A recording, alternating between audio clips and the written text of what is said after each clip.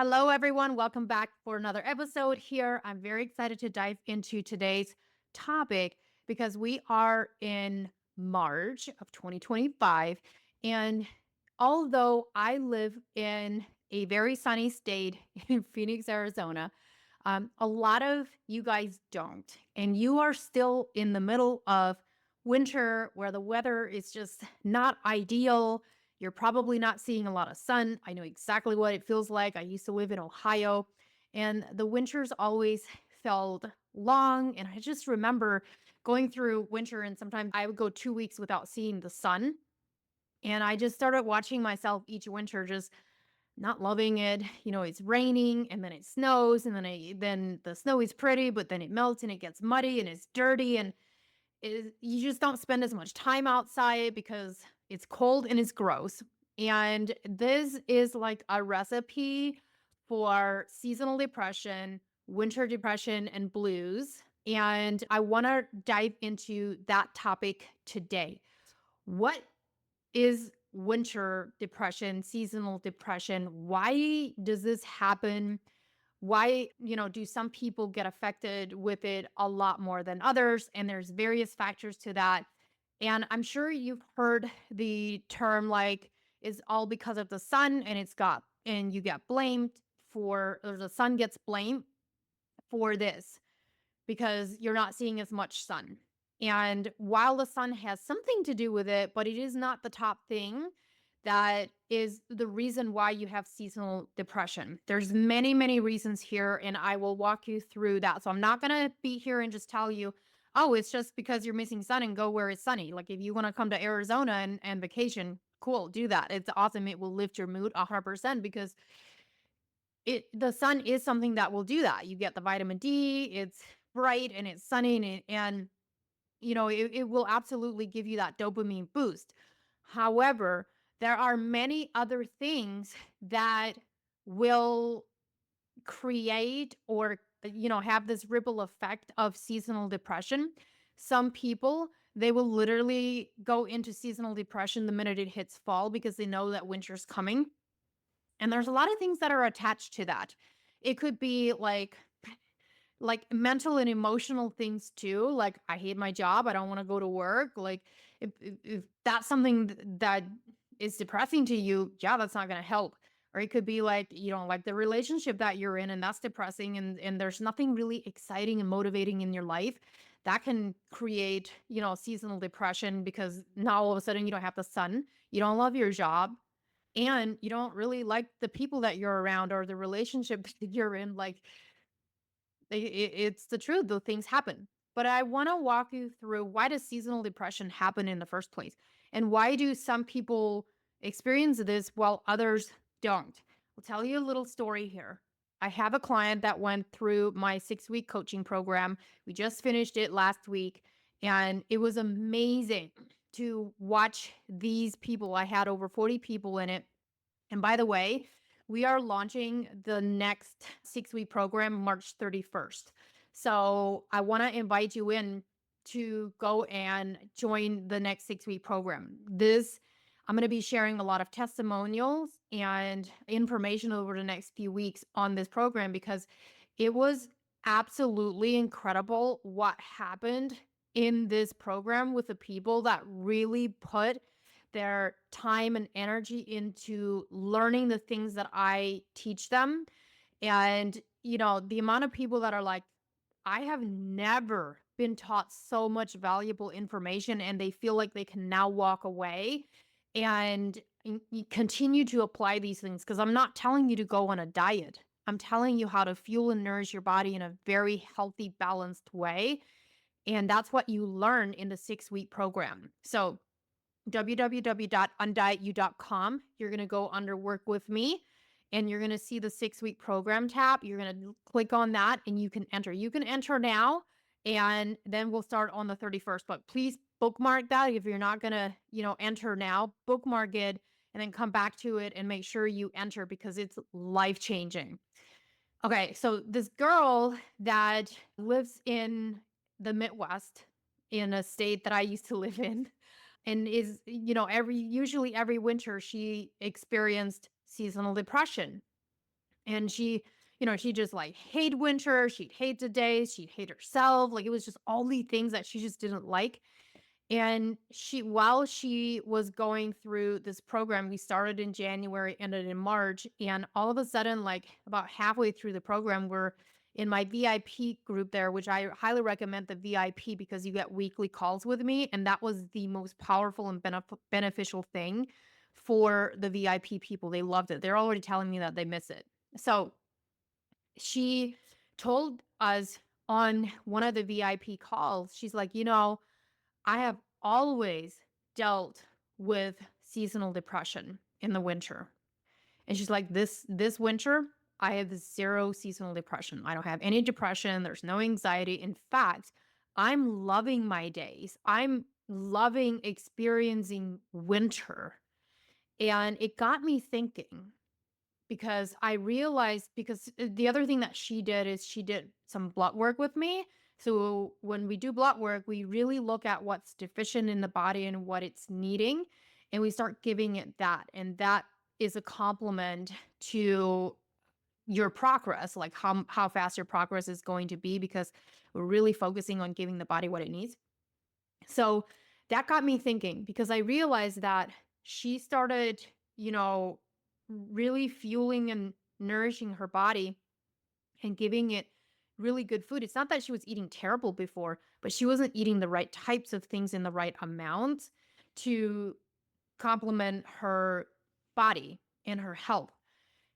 Before she was eating, the high quality proteins, the raw milk, like all of the things, and she wasn't losing any weight. So she wasn't eating like just terrible foods. She just wasn't eating like the right amounts and enough protein and stuff like that. She lost over 13 pounds on the 6-week program and 37 inches. So this is the same girl I'm talking about. And I realized at this point in time when she was talking about the seasonal depression and that she wasn't having any, I said, it has very little to do with you not getting sun. And it has everything to do with where is your body at. So let me explain this. If you are deficient in vitamin D, and I do not recommend anybody just randomly go on vitamin D without knowing if you're low in vitamin D, because you can also overdo it in vitamin D. So please don't just go on supplements without knowing what your body is needing. You have to get the right data with blood work to know whether or not your body is needing it. I don't care who says you don't have to test to know. No, you have to test, not guess, or you may do more damage than good. So let's say, for example, you are low in vitamin D. Very common in the Midwest world, okay, in the East Coast, but it's also common in a sunshine state like myself. Where I'm in a sunshine state, it's common here. I was low in vitamin D this winter. And for the record, seasonal depression can happen in different ways. And I'll go into that in a little bit because it happens in Arizona too. Let's say you are low in vitamin D, that's a hormone that can lead into and be a ripple effect of seasonal depression. Okay. Let's say you are low in magnesium. Okay. Magnesium is very helpful to help combat depression. Okay. So if you're low in magnesium, that can create a ripple effect. Let's say you are deficient in B vitamins. That can also be a link. Let's say you're not eating enough protein. That can be a link. Let's say you're not exercising, which is a dopamine booster. That can be a link to depression. You got to move your body. And typically in the winter, people are moving their bodies less. But let me tell you something.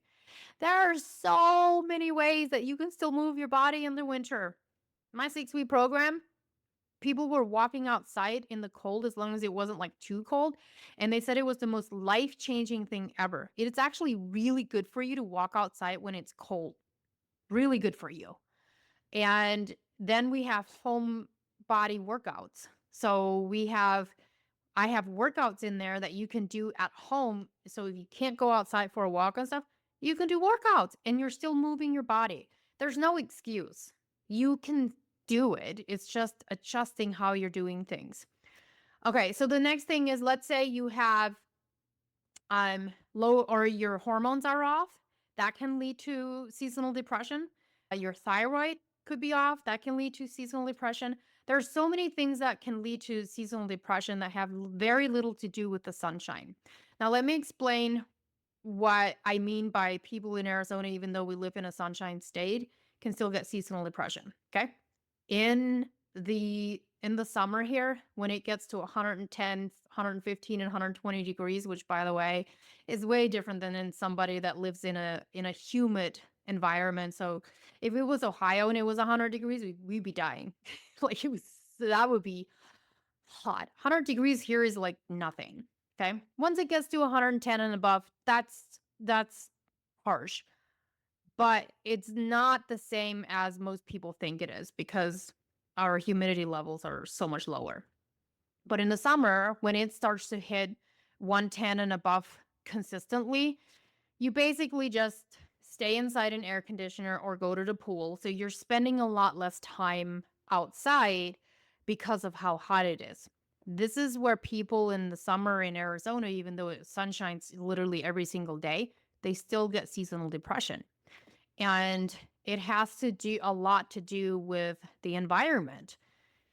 If you are not spending as much time outside, you're depressed because it's hot, you can't really do much because it's so hot outside, you stay inside more, you're not in nature as much. It's the same thing in the winter in the East Coast and the Midwest. You're not in nature as much because you're not going outside, you're not gardening, you're not mowing your yard, you're not spending that time outside.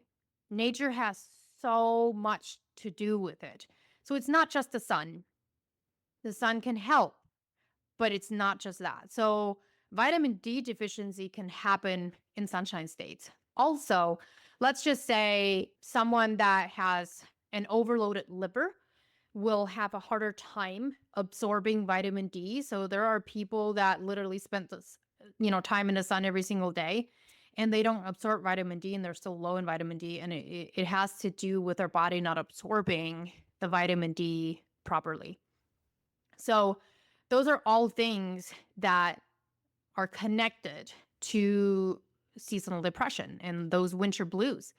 So what this girl did is she came in and she started really addressing her diet. She was exercising consistently. She started taking the supplements that her body really needed. And voila, she wasn't having any kind of seasonal depression, and she still isn't. She is so motivated for life. She has a zest for life. And it's still kind of like in the middle of the winter. And this is the time of the year that many people feel like, oh, when is this over? It's still cold out. Oh, now it snows again. Then you head into April and it's like rainy weather April, where it typically rains a lot. It's even more depressing because you're like, I just want it to be spring.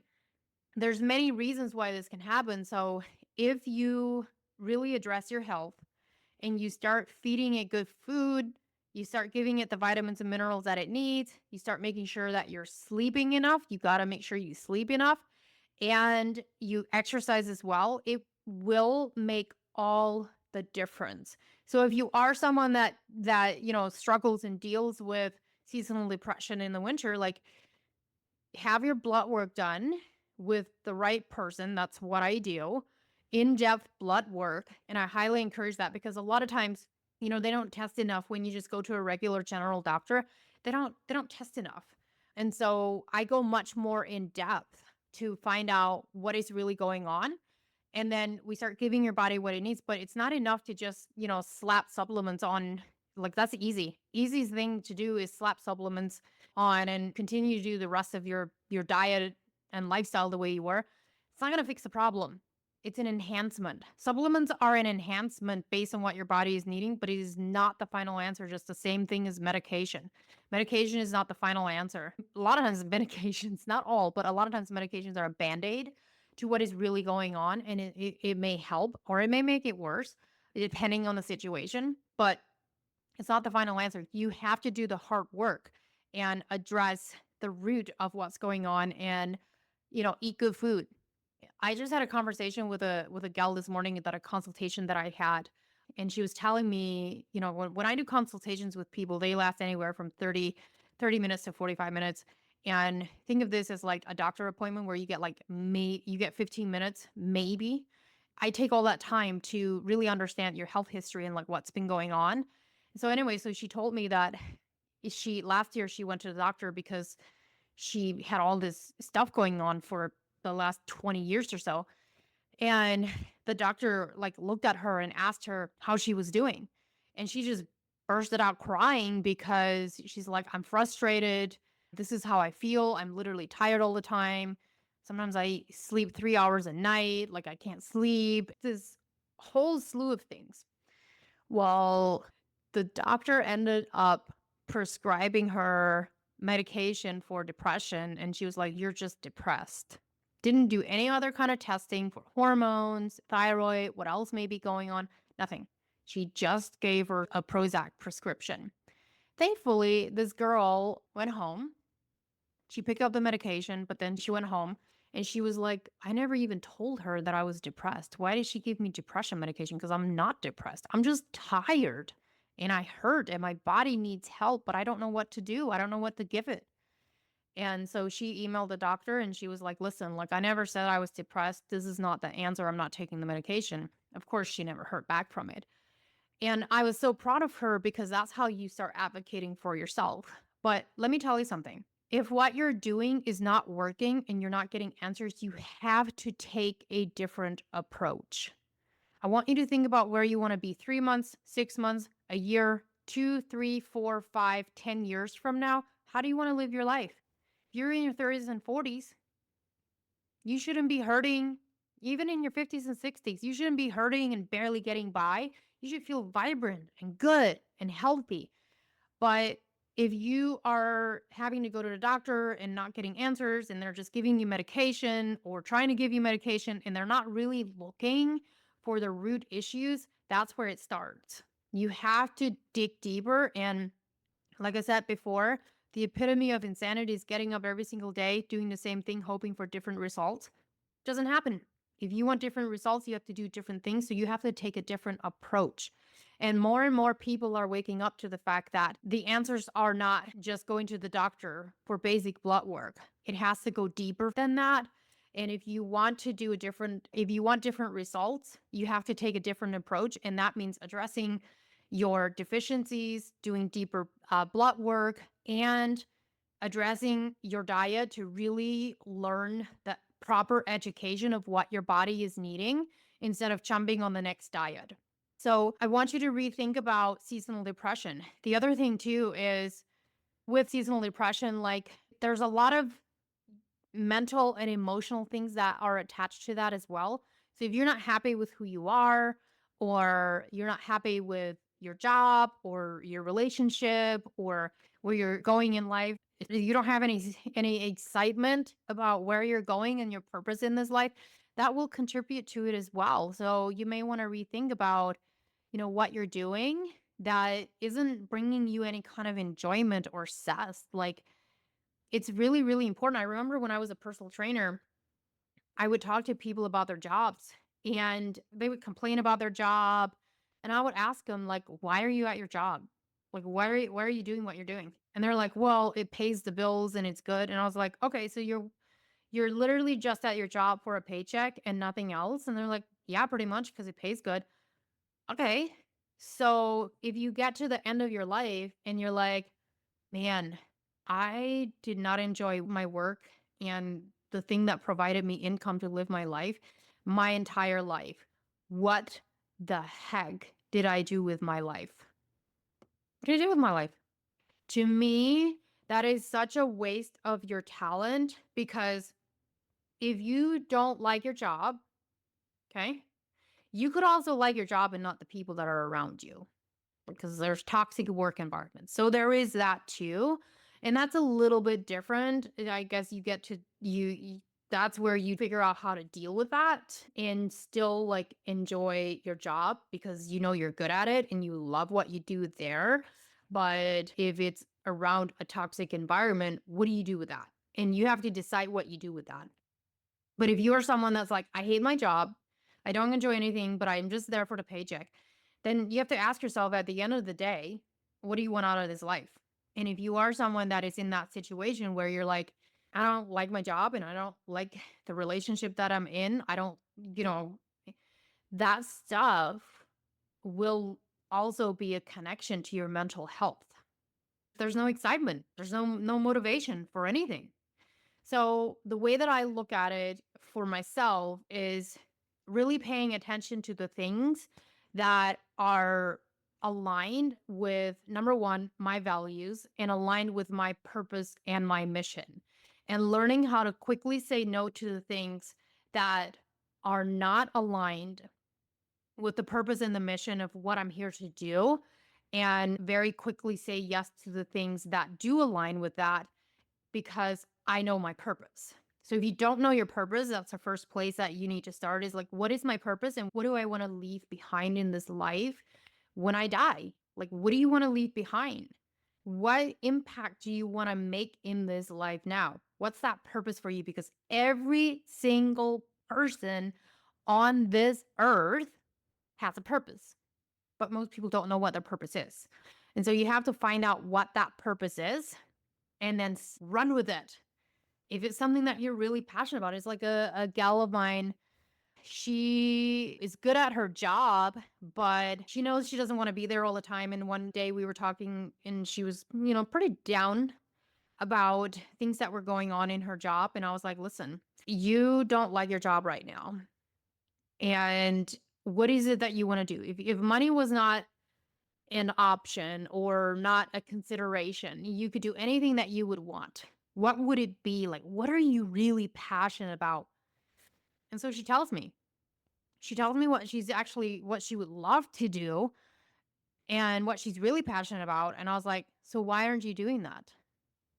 And she kind of like said back and she's like, hmm, I guess I just thought like it's not really something that I could do to make work. And I was like, why not? You have the passion for a reason.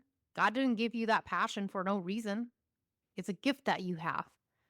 And she was like, oh, I never thought about it that way.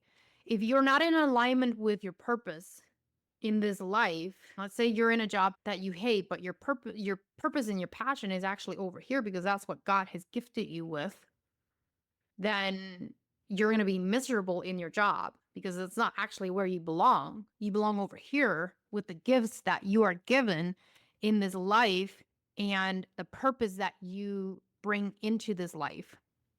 So she was like, "Oh man, I'm going to start looking into this." And then she's like, "Yeah, probably, I could see myself maybe by the end of the year or in a year I would leave the job and have this other business up and going." And I was like, nah, it's not going to take you that long. It'll be faster than that. The minute that you find out what that is and you take action on it, isn't it funny how quickly things start to come to flourishment because it's actually where you're supposed to go? So if you all of a sudden recognize and realize like what your purpose and passion actually is, and you start pursuing that, and that is what God actually has called you to do, the things will start lining up. You just need to take action. You need to take action.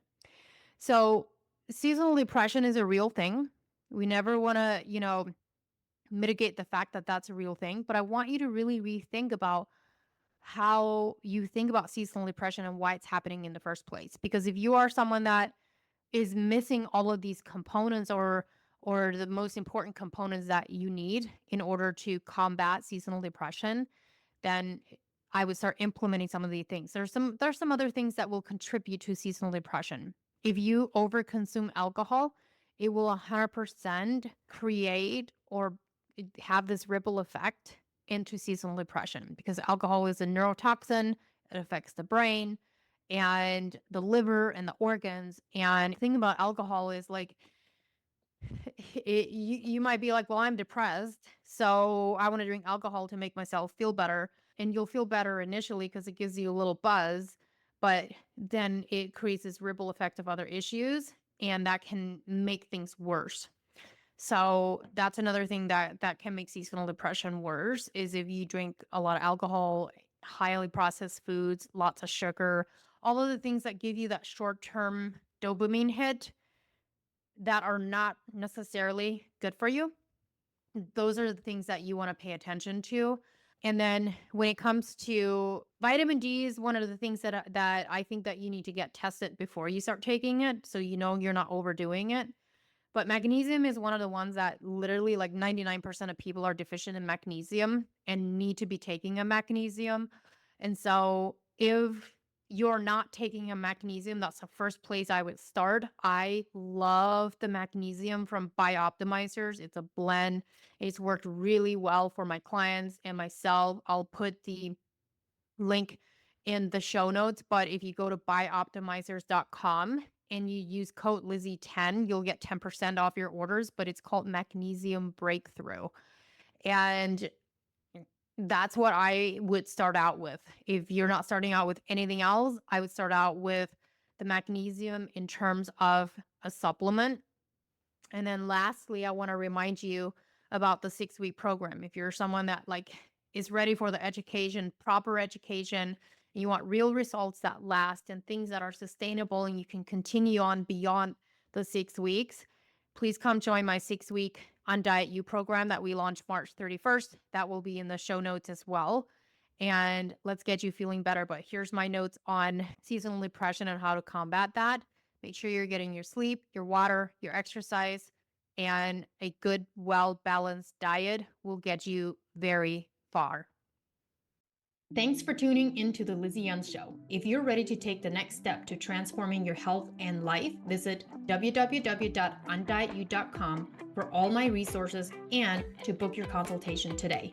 Don't forget to subscribe and join me each week for more tips, inspiration, and conversations with phenomenal guests to help you feel your best. See you guys next week.